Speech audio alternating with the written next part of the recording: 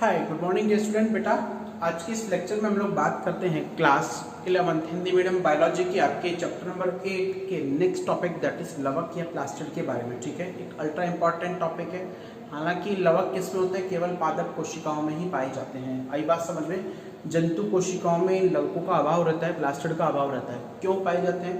क्योंकि ये क्या है, एक कलर्ड पिगमेंट है, रंगीन वर्णक है जो क्या करते हैं, पादप कोशिकाओं को रंग देते हैं। दूसरी बात, पादपों में क्या है, प्रकाश संश्लेषण की क्रिया होती है। ठीक है, और प्रकाश संश्लेषण की क्रिया के अंदर ये क्या करते हैं, उसमें मदद करते हैं। ठीक है, अब लवक है क्या? नॉर्मली अगर हम लोग बात करें तो ये रंगीन वर्णक है जो पादप कोशिकाओं में उपस्थित होते हैं। ठीक है, हमें इतना तो पता लग गया, एक रंगीन वर्णक है जो किसमें उपस्थित है बेटा, पादप कोशिकाओं में उपस्थित होते हैं। आई बात समझ में? क्लियर है? यानी जंतु कोशिकाओं से इनका कोई लेना देना नहीं है। क्लियर है ना बेटा? ओके, अब बात करते हैं कि खोज किसने की थी बच्चे। सबसे पहले इनकी खोज की थी अर्नेस्ट हैकेल ने।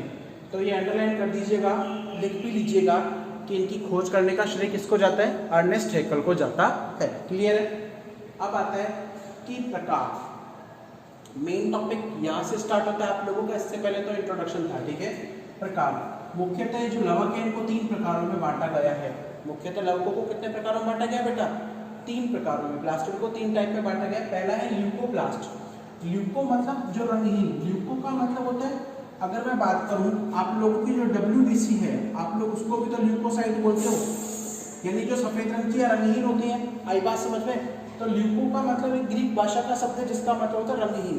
Got it? ल्यूको का मतलब क्या है, रंगहीन। क्लियर है? Now we are just talking about the, अगर हम लोग ल्यूकोप्लास्ट की बात करें तो ल्यूकोप्लास्ट क्या है, एक रंगहीन वर्णक है जो क्या है, नॉर्मली इनका काम क्या है, भोजन के संग्रहण हेतु काम में आता है। ठीक है, भोजन के संग्रहण के लिए काम में आता है। केवल उनका काम क्या है, फूड को इकट्ठा करना, फूड को स्टोर करना। ठीक है बेटा, क्लियर है ना? भूलिएगा मत, इनका काम केवल क्या होता है, भोजन को इकट्ठा करना और भोजन को क्या करना, संग्रह करना या एकत्रित करना। और भोजन को संग्रह करने के आधार पर भी इनको 3 भागों में बांटा गया है। यानी ये ल्यूकोप्लास्ट में इनके भी क्या है, 3 सब टाइप है। कौन कौन सा? एमाइलोप्लास्ट, प्रोटीनोप्लास्ट और इलियोप्लास्ट। ठीक है, अमाइलो मतलब आप लोगों ने अगर पाचन पढ़ा है तो स्टार्च को कौन डिग्रेड करता है, अमाइलेज डिग्रेड करता है। ठीक है, एंजाइम। तो अमाइलोप्लास्ट वो होते हैं जो स्टार्च को संग्रह करते हैं। ठीक है, जो किसको संग्रहण करते हैं, स्टार्च को एकत्रित करके रखते हैं। ठीक है, क्लियर है ना? ओके, प्रोटीनो नाम से स्पष्ट, किसको संग्रह करेंगे, प्रोटीन से। और इलियो बॉडीज जो होती है बेटा, वसा होती है, तो ये किसको संग्रह करते हैं, वसा का संग्रहण करते हैं। क्लियर है? प्रकार में 3 प्रकार में, पहला प्रकार के अंदर 3 प्रकार आते हैं। पहला ल्यूकोप्लास्ट। ल्यूकोप्लास्ट क्या है, रंगहीन वर्णक है, काम क्या है, भोजन को एकत्रित करना। ठीक है, भोजन को एकत्रित करने में 3 मेजर पार्ट होते हैं, इसके भी 3 पार्ट होते हैं। अमाइलोप्लास्ट जो स्टार्च को एकत्रित करेगा, प्रोटीनोप्लास्ट जो प्रोटीन को एकत्रित करेगा, इलियोप्लास्ट जो किसको करेगा एकत्रित बेटा, वसा को एकत्रित करेगा। आई बात समझ में? क्लियर है? अब थोड़ा सा आगे चलते हैं। आगे चलते हैं तो अगला टॉपिक आता है आपका क्रोमोप्लास्ट। क्रोमोप्लास्ट मतलब, क्रोम का मतलब होता है बेटा कलर। क्रोम का मतलब क्या होता है, कलर, रंग। ठीक है, ये रंगीन वर्णक है। पहला रंगहीन था और ये क्या है, रंगीन वर्णक है। ठीक है, हाँ, हालांकि हरे रंग के अलावा अन्य रंग के वर्णक होते हैं। ठीक है, हरा रंग नहीं होता इनका, अन्य रंग के वर्णक होते हैं। हालांकि कुछ वर्णक इसमें हरे रंग के भी होते हैं, एक्सेप्शंस भी हैं। ओके, ये क्या करते हैं, ये रंगीन वर्णक के हैं जो पादपों में विशेष रंग के लिए जिम्मेदार होते हैं। भाई पौधों के फल वगैरह है उनमें विशेष रंग के लिए जिम्मेदार होते हैं। जैसे फलों के रंग का निर्धारण, अब जो फल हैं अलग अलग रंग के फल आते हैं, उनको कौन करता है निर्धारण, क्रोमोप्लास्ट उनका निर्धारण करता है।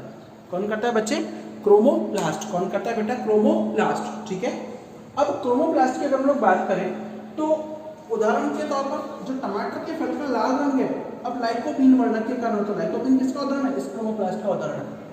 लाइकोपीन किसका उदाहरण है बेटा, इस क्रोमोप्लास्ट का ही उदाहरण है। ओके, गाजर का नारंगी लाल रंग जो है वो किसके कारण होता है, कैरोटीन के कारण। तो कैरोटीन किसका उदाहरण है, कैरोटीन भी इसका उदाहरण है। आई बात समझ में? यहाँ तक तो ठीक है, हम लोगों ने पढ़ लिया, हम लोगों को समझ में भी आ गया। लेकिन मेजर जो टॉपिक है आपका, मेन टॉपिक जो है वो मेन टॉपिक है आप लोगों का क्लोरोप्लास्ट, हरित लवक। ठीक है, हरित लवक। हरित लवक मतलब जो कैसे रंग के होंगे, हरे रंग के होंगे। जो कैसे होंगे बेटा, हरे रंग के होंगे। और हरा रंग पादप सेल में किसमें उपस्थित होता है, पादप सेल में अगर बात करें तो पत्तियों में, पर्ण में, पौधों की पत्तियों में। लेकिन हाँ, कुछ एक और बात होती है, कुछ पौधों की जड़ें भी हरे रंग की होती है और कुछ पौधों का तना भी हरे रंग का होता है। इनिशियल फेज में अगर हम लोग बात करें तो शुरुआती तौर पर जब बीज से पौधा निकलता है, बीज का अंकुरण होता है, जर्मिनेशन होता है, तो तना हरे रंग का होता है, यानी कि तने में स्टार्च होता है, क्योंकि उस टाइम पत्तियां नहीं निकलती, ठीक है। तो शुरुआत में तने में भी उपस्थित होता है। आई बात समझ में? क्लोरोप्लास्ट काम क्या है? फोटोसिंथेसिस करेगा, यानी कि आप लोगों को क्या करेगा? भोजन निर्माण की क्रिया करता है। क्लियर है? आई रिपीट अगेन, आप लोग इसको लिख भी लो, साथ साथ लिखा करो, कॉपी लेके बैठा करो, क्योंकि ये नोट्स भी इस तरीके से ही बनते हैं, ठीक है। अब सबसे पहले किसने खोजा इसको? हेकल ने खोजा। किसने खोजा? हेकल ने। आपने हेकल ने खोजा, आई बात समझ में? लेकिन जो सिम्पर था, एक वैज्ञानिक आया था सिम्पर। सिम्पर ने क्या किया? इनका नाम दिया। सिम्पर ने इनको अलग नाम दिया, क्लोरोप्लास्ट, ठीक है। हरे रंग के वर्णक इनको नाम दिया। अब एक और नई कहानी बनकर आई। क्या बनकर आई? एक ग्रीक वैज्ञानिक आया। वही वैज्ञानिक जो उनको जब नहीं पड़ता बिल्कुल भी, साइंस के लोग पागल होते हैं मेरी तरह, ठीक है। तो वैज्ञानिक आया मेयर। मेयर ने बताया कि ये सौर ऊर्जा मतलब जो ऊर्जा कहाँ से आ रही है? सूर्य से आ रही है, संदेश से आ रही है। सौर ऊर्जा को रासायनिक ऊर्जा में परिवर्तित करते हैं, ठीक है। क्या करते हैं? सौर ऊर्जा को रासायनिक ऊर्जा में परिवर्तित करके प्रकाश संश्लेषण के द्वारा, किसके द्वारा? अब प्रोसेस कौन सा होता है? प्रकाश संश्लेषण। पढ़ा है ना आपने क्लास 10th में? प्रकाश संश्लेषण क्या है कि हरे पौधे सूर्य की सौर ऊर्जा, सूर्य के प्रकाश की उपस्थिति में पर्णरंध्र के माध्यम के द्वारा अपना भोजन स्वयं बनाते हैं। प्रकाश संश्लेषण कहलाता है। लेकिन क्रिया क्या होती है पता है उसमें? एक्चुअली कि जो प्रकाश संश्लेषण है उसमें क्या हुआ कि पानी का अणु तोड़ा। अब सुनना, ऑक्सीजन निकलेगी कैसे? प्रकाश संश्लेषण में सूर्य का प्रकाश आया, उसने क्लोरोप्लास्ट में पानी का जो अणु था उसको तोड़ा। अब सौर ऊर्जा को किसमें? रासायनिक ऊर्जा में बदला। ऑक्सीजन विमुक्त हो गई, बाहर निकल गई। और जब ऑक्सीजन विमुक्त हो गई तो जो अब वो बाकी बचा था हाइड्रोजन वगैरह जो था कार्बन के साथ जुड़कर उसने क्या बना दिया? ग्लूकोज और स्टार्च का फॉर्मेशन कर दिया, ठीक है। ओके, अब वो क्या कह रहे थे कि प्रकाश संश्लेषण की तरह भोजन निर्माण की क्रिया कर रहे हैं। आई बात समझ में? इसलिए उन्होंने इसका नाम ऑटोप्लास्ट ले लिया। ऑटोप्लास्ट, ऑटो मतलब अपने आप, और प्लास्ट मतलब वो प्लास्टिक जो अपना काम अपने आप करते हैं, ठीक है। और दूसरा आगे चलकर इसका अलग नाम पड़ा, that is kitchen of cell, कोशिका का रसोई घर, कोशिका की पाकशाला, ठीक है, जहां पर भोजन बनता है। क्लियर है ना? अब आगे बात करें इनका उपनाम जो है कि ये क्या है? स्वायत्तशासी अंग है। स्वायत्तशासी मतलब सेल्फ रेगुलेटरी। इनके ऊपर किसी की चिकचिकबाजी नहीं चाहिए इनको, ठीक है। किसी की भी चिकचिकबाजी नहीं चाहिए इनको, किसी का भी वो नहीं चाहिए फंडा कि भाई नहीं मैं हूं तो मेरे ऊपर कोई और रूल रेगुलेशन चला, नहीं, सबसे अलग है, सबसे अलग थलग है, ठीक है। अब बात करते हैं कि स्वायत्तशासी अंग क्यों कहा गया? क्योंकि इनमें खुद का क्या होता है? डीएनए। इनके अंदर सेल्फ का डीएनए होता है। अब सेल्फ का डीएनए है तो ये क्या करेगा कि किसी दूसरे के ऊपर तो डिपेंडेबल है ही नहीं, किसी दूसरे को तो ये काम ही नहीं आ रहा, ठीक है ना। तो ये खुद का डीएनए होने के कारण इसे क्या बोला गया? स्वायत्तशासी अंग, इसका नाम दिया गया, ठीक है। अब बात करते हैं इसकी संरचना के बारे में। तो आकार और आकृति के बारे में बात करें, सबसे पहले आकार जो है इसका अंडाकार, अंडे के आकार का होता है नॉर्मली, ठीक है ना। और आकृति जो है, एक आकृति में एक मध्यस्थ आकृति का अंग, यानी कि माइटोकॉन्ड्रिया से तो बड़ा होता है, ठीक है, लेकिन माइटोकॉन्ड्रिया से बड़ा होने के साथ साथ वो केंद्रक से छोटा होता है। तो ये क्या है? मीडिएटर है, दोनों के बीच का अंग है, दोनों के क्या है? बीच का अंग है, ठीक है। अब संरचना की बात करें तो उसके लिए बेटा मैं आपको एक डायग्राम बता के बताता हूँ, ठीक है ना। डायग्राम सुनिएगा किस तरीके से बनाना है वो देखिएगा। नॉर्मली क्या है? दोहरी झिल्ली युक्त अंग है, यानी कि अंडाकार और दोहरी झिल्ली युक्त। एक परत ये बाहर वाली और दूसरी परत जो है वो अंदर वाली, इस तरीके से बनती है, ठीक है।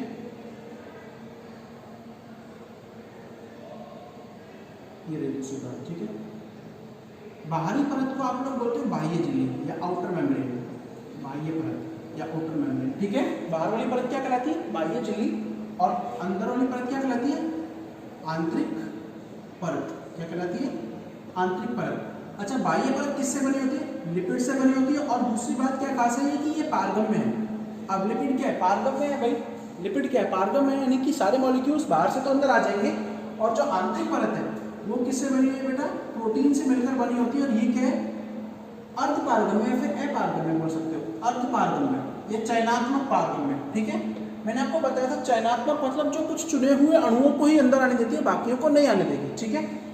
अब बाहरी परत है, आंतरिक परत है। अब दोनों परतों के बीच का जो ये जगह है जहां पर मैं डॉट डॉट लगा रहा हूं, दोनों परतों के जो बीच की जगह है इसे आप लोग बोलते हो पेरी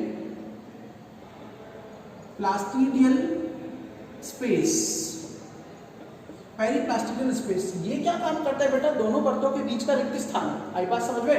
तुम लोग तो इसे भी देखते जाओ, क्लियर है ना?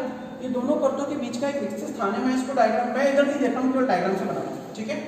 काम क्या होता है पेरिप्लास्टिकल स्पेस का, कि ये जो बाह्य परत से कुछ भी अणु आए, बाह्य परत से अणु आने के बाद आंतरिक परत में जाने से पहले उनका क्या करता है, संग्रहण करता है। अब सारे अणुओं को एकत्रित कर लिया, लेकिन चुनिंदा अणु अंदर जाएंगे, चुनिंदा अणु कहाँ जाएंगे, अंदर जाएंगे, ठीक है? क्लियर है? अच्छा, इस बाह्य परत के अंदर, एक मिनट में मार्कर चेंज कर लेता हूँ बेटा, ठीक है? अब इस आंतरिक परत के अंदर बेटा देखिएगा, इधर ये वाला ऐसा आंतरिक परत के अंदर बेटा इस तरीके से गाढ़ा तरल उपस्थित रहता है। क्या होता है बेटा, गाढ़ा तरल उपस्थित रहता है, ऐसा, ठीक है? मैंने बना दिया गाढ़ा तरल, ओके? इस गाढ़े तरल को आप लोग क्या बोलते हो, ये नॉर्मली विस्कस होता है, गाढ़ा होता है, ठीक है? अर्ध तरल है, आप लोग अर्ध तरल नहीं बोल सकते हो। इससे आप लोग, काफी लोग तो बोलते हैं मैट्रिक्स और काफी लोग बोलते हैं स्ट्रोमा, हालांकि स्ट्रोमा शब्द बहुत सही है, मैट्रिक्स और स्ट्रोमा, ठीक है? मैट्रिक्स और स्ट्रोमा में ऐसा क्या है भाई, मैट्रिक्स के अंदर सबसे पहली बात कि इसमें एंजाइम उपस्थित रहते हैं, ठीक है? ऐसी क्या खास बात है, ये क्यों इंपॉर्टेंट है, एंजाइम उपस्थित रहते हैं, ठीक है? एंजाइम मतलब एंजाइम किसके लिए, जो एंजाइम कौन सी क्रिया करेंगे बेटा, प्रकाश संश्लेषण करेंगे। अब प्रकाश संश्लेषण की भी कौन सी क्रिया होती है, जो आपकी डार्क रिएक्शन है, जो आपकी कौन सी रिएक्शन है, डार्क, यानी कि जो अप्रकाशिक अभिक्रिया है, जो रात में प्रकाश संश्लेषण के दौरान क्रिया होती है, वो क्रिया बेटा इस स्ट्रोमा वाले भाग में होती है। कौन से भाग में होती है, स्ट्रोमा वाले भाग में, ये भाग, ठीक है? क्लियर है ना? ओके। अब इस स्ट्रोमा के अंदर बेटा एक पतली झिल्ली होती है, काफी जगह, ठीक है? पतली झिल्ली रहती है, देखो मैं बना रहा हूँ, देखो आप लोग, स्ट्रोमा के अंदर वाले भाग में क्या इस तरीके से पतली झिल्ली रहती है, और इस झिल्ली को आप लोग क्या बोलते हो, थैलेकॉइड मेम्ब्रेन या थैलेकॉइड झिल्ली। आपकी बुक में से लेमिनिक आ गया, कोई दिक्कत नहीं, लेमिनी भी कह सकते हो, ठीक है? थैलेकॉइड झिल्ली या फिर लेमिनी, आई बात समझ में? अब ये लेमिनी और थैलेकॉइड झिल्ली का काम क्या है वो सुनिएगा। इस थैलेकॉइड झिल्ली का जो एंड पार्ट है, इस तरीके से एंड पार्ट जो कुंडलित होकर और एक दूसरे के ऊपर स्टॉक के तौर पर, स्टॉक मतलब आप लोग देखो, एक्सपेरिमेंट करना, 10-12 सिक्के लेना और एक दूसरे के ऊपर रखना, तो जैसे सिक्के नहीं एक दूसरे के ऊपर जम जाते हैं, ठीक है? उस तरीके की संरचना बनाती है, और इस पूरी संरचना को आप लोग क्या बोलते हो, ग्रेना। क्या बोलते हो बेटा, ग्रेना, ठीक है? और ग्रेना की जो, अभी ग्रेना तो पूरा है, लेकिन ये जो सिंगल यूनिट है, ये वाला भाग, इसे आप लोग क्या बोलते हो, ग्रेनम। क्या बोलते हो बेटा, ग्रेनम, यानी ग्रेना जो है वो संपूर्ण पार्ट है, ठीक है? और जो एक उपिकाई है, उपिकाई को आप लोग क्या बोलते हो, ग्रेनम बोलते हो। क्या बोलते हो बेटा, ग्रेनम। ये ग्रेनम का रोल क्या है, ग्रेनम जो है वो प्रकाश संश्लेषण की मुख्य अभिक्रिया, मुख्य मतलब मेन रिएक्शन, कौन सी रिएक्शन है, प्रकाशिक अभिक्रिया। यहाँ प्रकाश संश्लेषण की मुख्य अभिक्रिया, प्रकाशिक अभिक्रिया जो है, वह प्रकाशिक अभिक्रिया इस ग्रेनम वाले भाग में होती है, ठीक है? प्रकाशिक अभिक्रिया किस भाग में होती है, इस ग्रेनम वाले भाग में, यानी जो आपका लाइट रिएक्शन है। अब लाइट रिएक्शन में होता क्या है सुनिएगा, हालांकि आपने 10th क्लास में पढ़ चुके हो आप लोग। लाइट रिएक्शन में होता क्या है, नॉर्मली अगर हम लोग लाइट रिएक्शन की बात करें तो इसमें क्या है, सनलाइट है। सबसे पहले सनलाइट क्या करेगी, जो आपका पानी का अणु है, उस पानी के अणु को तोड़ेगी तो आपका H+ और OH- आयन में टूट जाएगा, यानी कि हाइड्रोजन तो अलग हो जाएगी और ऑक्सीजन अलग होकर विमुक्त हो जाएगी, ठीक है? ऑक्सीजन बाहर आ जाएगी। यानी जो दिन के समय, अभी तभी तो बोलते हैं लोग कि दिन के समय पौधे जो प्रकाश संश्लेषण की क्रिया अधिक मात्रा में करते हैं। क्यों करते हैं, क्योंकि दिन के समय ग्रेना जो है एक्टिवेट हो जाती है और प्रकाशिक अभिक्रिया शो करती है, जिसमें सनलाइट की उपस्थिति में पानी का जो अणु है उसका विघटन होता है, उसको तोड़ा जाता है हाइड्रोलाइज एंजाइम के द्वारा, ठीक है? और ये ऑक्सीजन को विमुक्त कर देती है, ठीक है? अब प्रकाश संश्लेषण की क्रिया तो यहाँ पर होगी। उसके अलावा इस मैट्रिक्स के अंदर बेटा वृत्ताकार डीएनए, वर्तुल डीएनए मैंने लिखा है, वर्तुल डीएनए आपके राइबोसोम्स, ठीक है? राइबोसोम, वृत्ताकार डीएनए, ठीक है? और अन्य एंजाइम उपस्थित रहते हैं, ठीक है? अब वृत्ताकार डीएनए का काम क्या है बेटा, वृत्ताकार डीएनए जो है ये क्लोरोप्लास्ट के अंदर सारी क्रियाओं को नियंत्रित करता है। अच्छा, क्लोरोप्लास्ट अपना खुद का काम खुद कर रहा है, खुद का काम खुद कर रहा है, लेकिन इसके ऊपर केंद्रक के डीएनए का भी नियंत्रण रहता है, लेकिन इसको खुद को पता नहीं होता कि इसके ऊपर केंद्रक के डीएनए का क्या है, नियंत्रण है। अब ये सोचता है कि मैंने खुद का काम खुद कर लिया, इसीलिए इसे कोशिका का स्वायत्त शासी अंग भी कहते हैं। आई बात समझ में? आई बात समझ में? क्लियर है? क्लियर है। अब क्लोरोप्लास्ट के मेन काम क्या है? सबसे पहला काम भोजन निर्माण की क्रिया में काम में आता है। दूसरा, ये हरे रंग का होता है इसलिए पादपों में हरा रंग देता है, ठीक है। और ये भोजन के अंदर एक और बात, पौधों में ये भोजन के द्वारा किसका निर्माण करता है? स्टार्च का निर्माण करता है, ठीक है। एटीपी यानी कि ऊर्जा का निर्माण करता है। आई बात समझ में? ऑक्सीजन का फॉर्मेशन करता है। तो इन शॉर्ट अगर हम लोग बात करें तो पौधों का एक मुख्य अंग माना जाता है, क्योंकि बेटा इसकी अनुपस्थिति में प्रकाश संश्लेषण की क्रिया नहीं हो पाती है। आई बात समझ में? तो सामान्यतः क्लोरोप्लास्ट किसमें होता है बेटा? प्रकाश संश्लेषणी पादपों में होता है, जिनमें प्रकाश संश्लेषण की क्रिया होती है। अब मैंने यहाँ एक शब्द बोला प्रकाश संश्लेषण, जिनमें प्रकाश संश्लेषण की क्रिया होती है। काफी ऐसे अमरबेल वगैरह खुद नहीं करते, वो दूसरे के ऊपर डिपेंडेबल है, ठीक है, खुद नहीं करते, दूसरे के ऊपर डिपेंडेबल है, तो उन्हें आप लोग बोलते हो अप्रकाश संश्लेषणी पादप, ठीक है। So it is completed with chloroplast, यानी कि आप लोगों का पर्णहरित या हरित लवक, ठीक है। क्लियर है?